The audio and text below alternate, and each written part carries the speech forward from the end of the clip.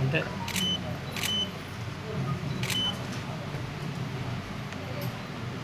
Yeah ready sir.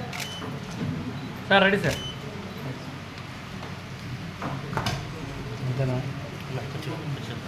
మా గౌరవ mayor గారు వారి ఉద్యోగంలో సన్మానం కూడా మా కౌన్సిల్ సభ్యులు చేయడం జరిగింది సార్.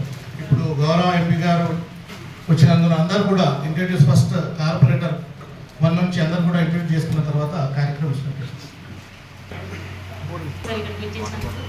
మా 26వ సభకి అండ్ 7th డివిజన్ కార్పొరేటర్స్